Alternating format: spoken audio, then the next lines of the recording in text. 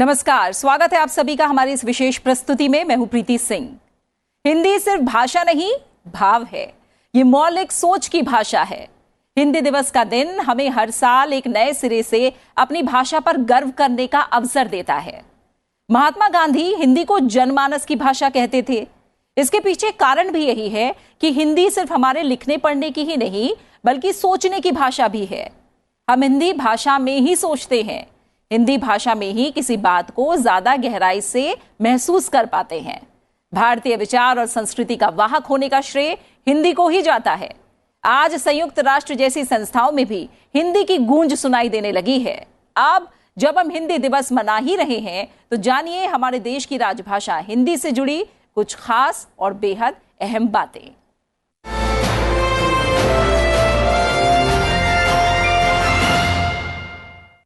भाषा वहीं जीवित रहती है जिसका प्रयोग जनता करती है। भारत में लोगों के बीच संवाद का सबसे बेहतर माध्यम हिंदी है, इसलिए इसे एक दूसरे में प्रचारित करना चाहिए। अपनी बोलचाल की भाषा में भी हिंदी का उपयोग करें। हिंदी भाषा के प्रसार से पूरे देश में एकता की भावना और मजबूत होगी।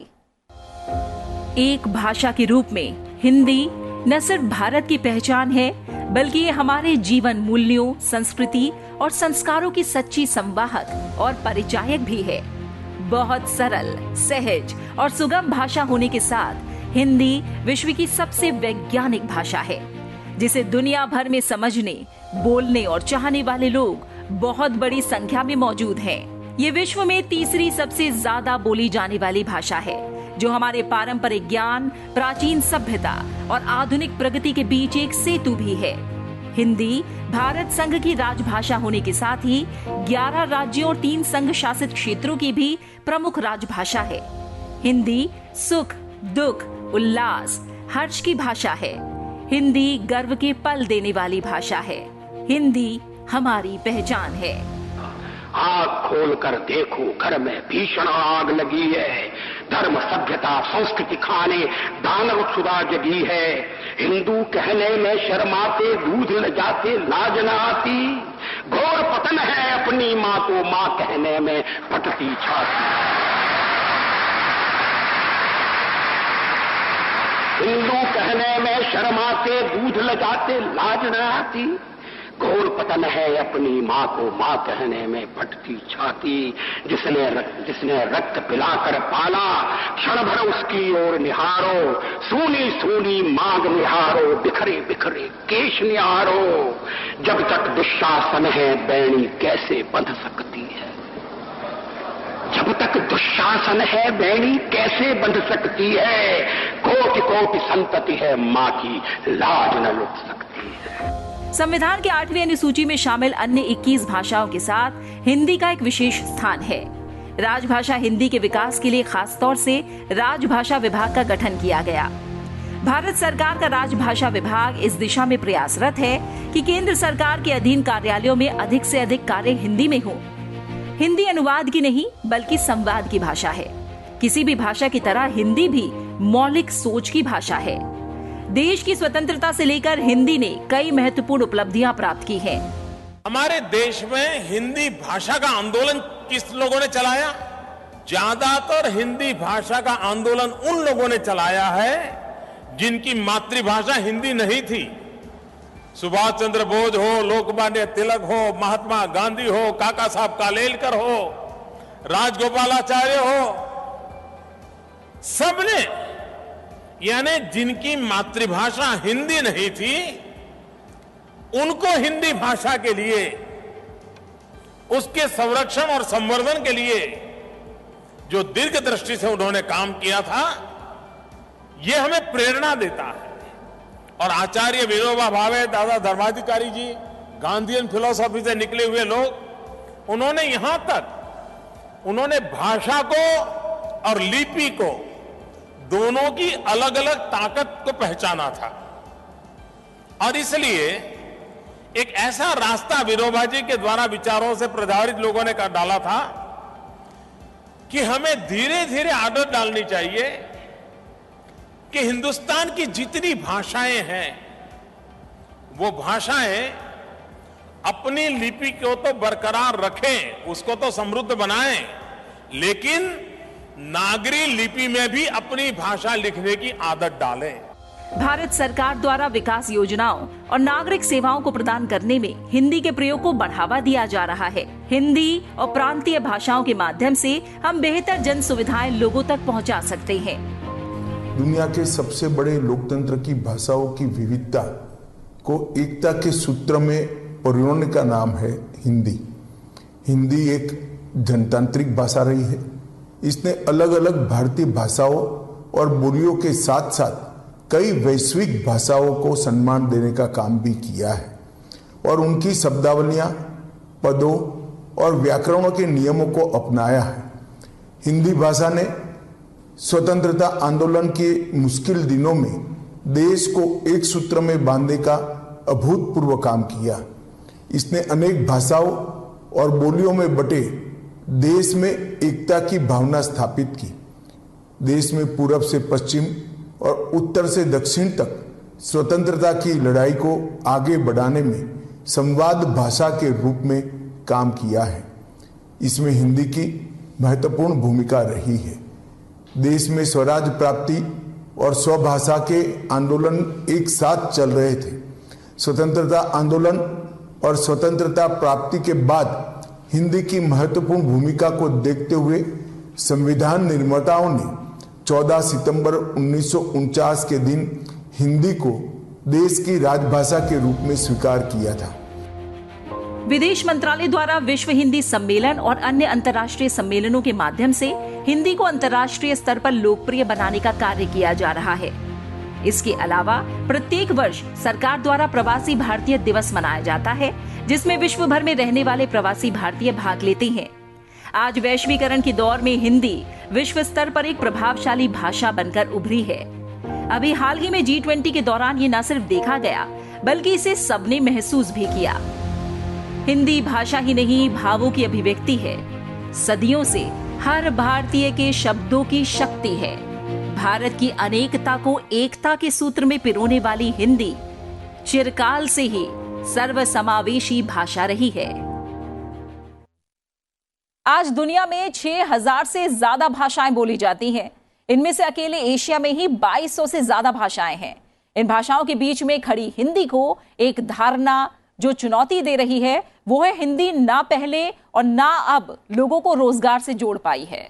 बीते वर्षों में ये समझ मजबूत हुई है कि हिंदी को अगर जेब और भविष्य से जोड़ दिया जाए तो ये अपने आप लोगों के दिल से जुड़ जाएगी।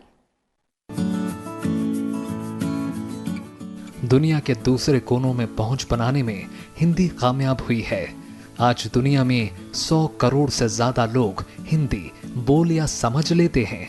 हिंदी सिर्फ भाषा ही नहीं, बल्कि एक बाजार बन चुकी है, जिसमें साहित्य से लेकर टीवी और फिल्म जैसे बड़े कारोबार शामिल हैं।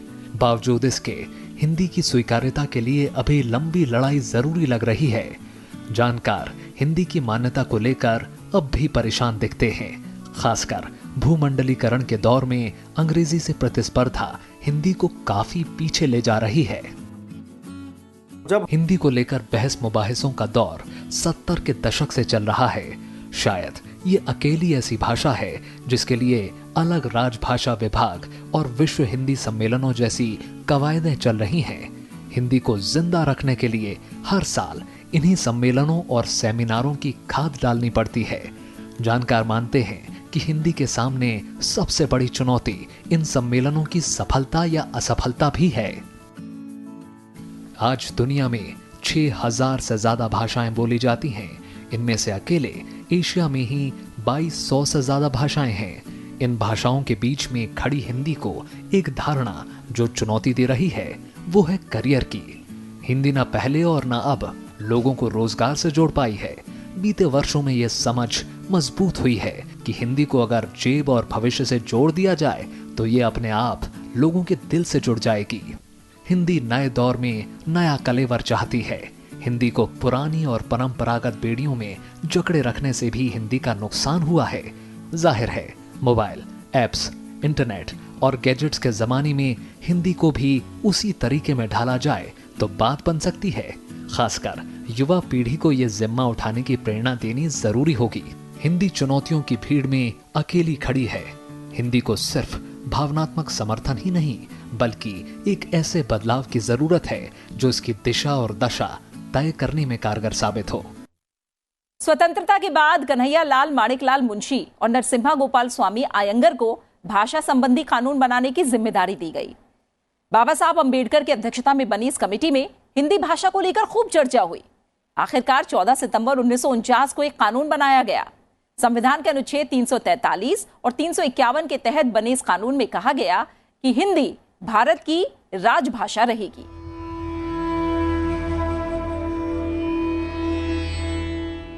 भाषा वैज्ञानिकों के मुताबिक हिंदी साहित्य का इतिहास वैदिक काल से आरंभ होता है। हालांकि समय समय पर इसका नाम बदलता रहा, कभी वैदिक, कभी संस्कृत, कभी प्राकृतिक, कभी अपभ्रंश और अब हिंदी। हिंदी भाषा के उद्भव और विकास की प्रचलित धारणाओं के मुताबिक प्रकृति के अंतिम अपभ्रंश अवस्था से ही हिंदी का उद्भव माना जाता है। इसे विद्यापति ने देसी भाषा कहा। हिंदी साहित्य का आरंभ 8वीं शताब्दी से माना जाता है।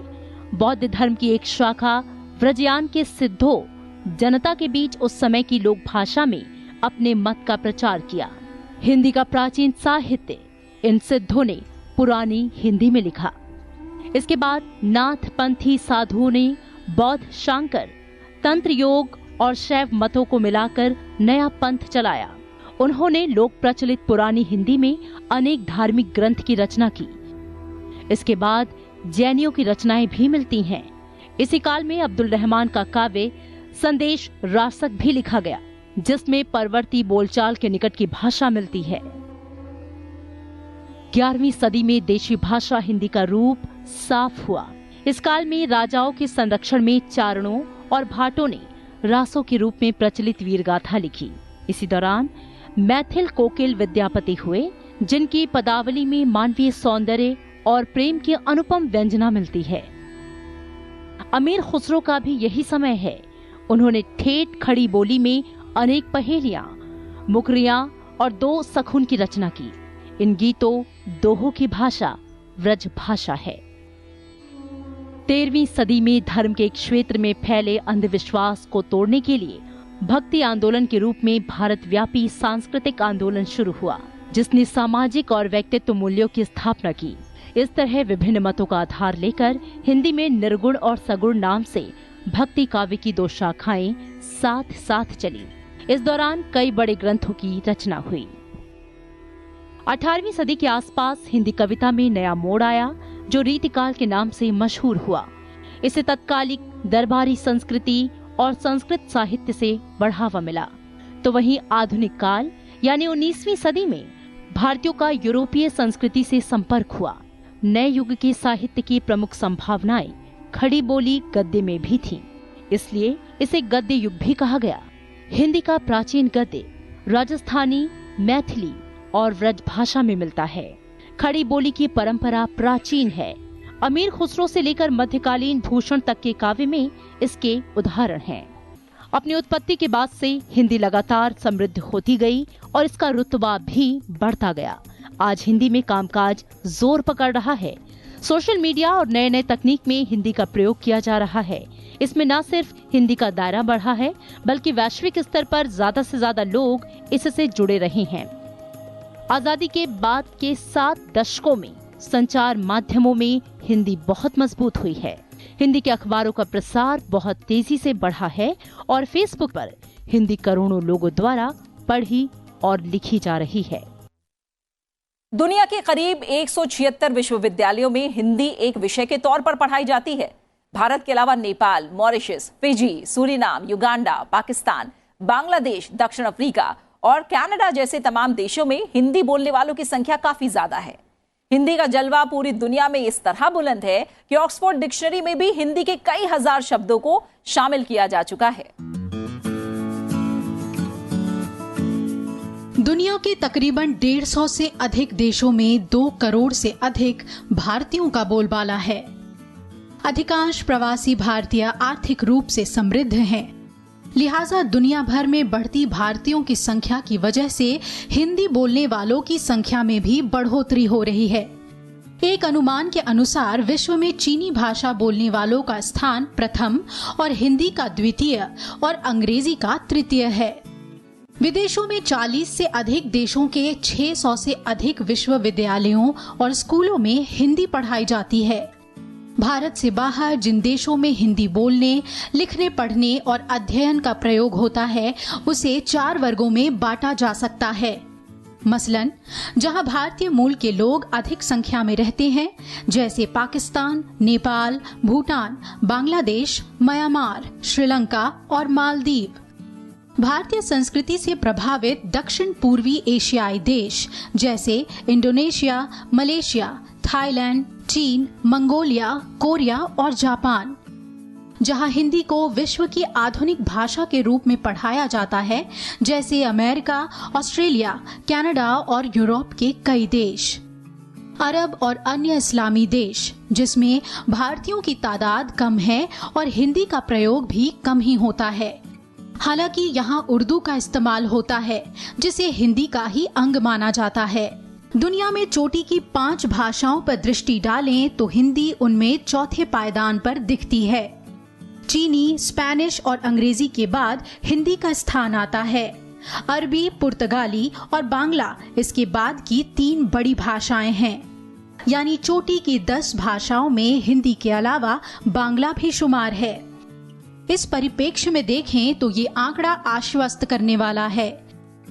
2011 की जनगणना के अनुसार देश में हिंदी 42 करोड़ 20 लाख लोगों की पहली भाषा है। भारत में अंग्रेजी को जिस स्तर पर प्रश्रय मिला, उसके बाद भी महज 2,26,449 लोगों की पहली भाषा अंग्रेजी है। आंकड़े के अनुसार भारत में अंग्रेजी बोलने वाले लोगों की संख्या मुट्ठी भर है। हिंदी न सिर्फ लोगों की आम बोलचाल की भाषा है, बल्कि इसका बाजार भी बहुत बड़ा है। दुनिया भर में फैलते हिंदी के बाजार के पीछे बॉलीवुड भी महत्वपूर्ण भूमिका निभा रहा है। देश की कई बॉलीवुड हस्तियों की दुनिया भर में लोकप्रियता है। उनकी फिल्में देखी जाती हैं, उनके गाने सुने जाते हैं। यहाँ तक कि हिंदी फिल्मों में बोले गए संवाद विदेशों में बेहद चर्चित हैं। हिंदी आम आदमी की भाषा के रूप में देश को एकता के सूत्र में पिरोती है। सभी भारतीय भाषाओं की बड़ी बहन होने के नाते हिंदी विभिन्न भाषाओं के उपयोगी और प्रचलित शब्दों को अपने में समाहित करके सही मायनों में भारत की संपर्क भाषा होने की भूमिका निभा रही है।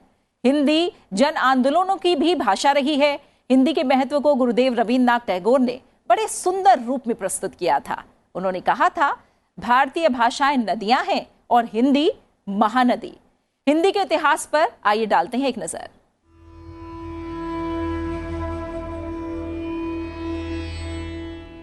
भाषा वैज्ञानिकों के मुताबिक हिंदी साहित्य का इतिहास वैदिक काल से आरंभ होता है। हालांकि समय समय पर इसका नाम बदलता रहा। कभी वैदिक, कभी संस्कृत, कभी प्राकृतिक, कभी अपभ्रंश और अब हिंदी। हिंदी भाषा के उद्भव और विकास की प्रचलित धारणाओं के मुताबिक प्रकृति के अंतिम अपभ्रंश अवस्था से ही हिंदी का उद्भव माना जाता है। इसे विद्यापति ने देसी भाषा कहा। हिंदी साहित्य का आरंभ 8वीं शताब्दी से माना जाता है।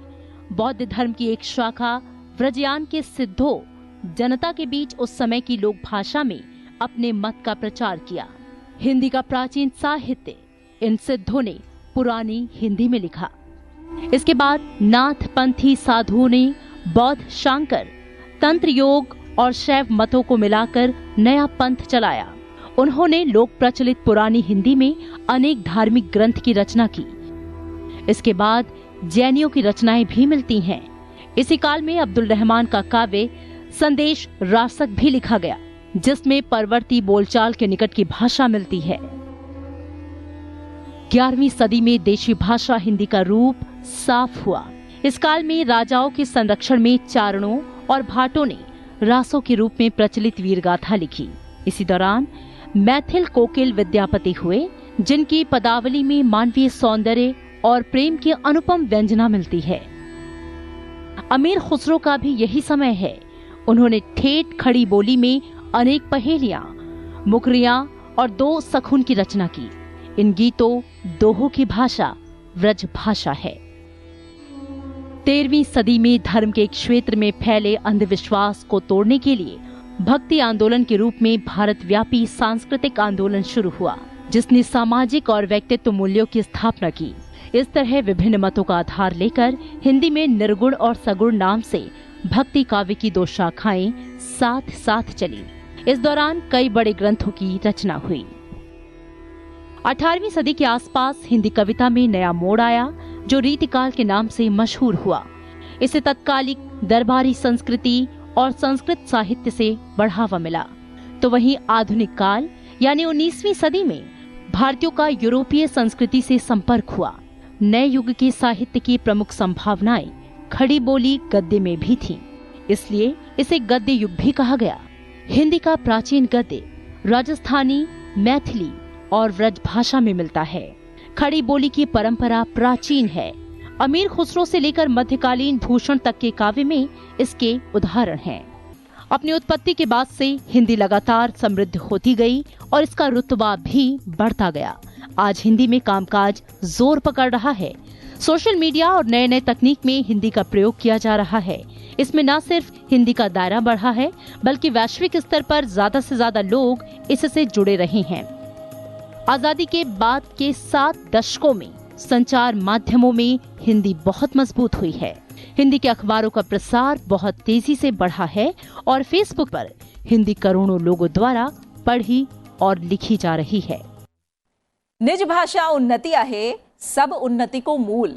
बिन निज भाषा ज्ञान के, मिटत ना हिय के सूल। मतलब मातृभाषा की उन्नति के बिना किसी भी समाज की उन्नति संभव नहीं है, और अपनी भाषा के ज्ञान के बिना मन की पीड़ा को दूर करना भी मुश्किल है। इसलिए अपनी भाषा को सम्मान दीजिए और इसे बोलने, लिखने, उपयोग करने में गर्व महसूस कीजिए। इसी के साथ इस विशेष प्रस्तुति में मेरे साथ इतना ही। आप इस कार्यक्रम को हमारे YouTube चैनल पर भी देख सकते हैं। नमस्कार।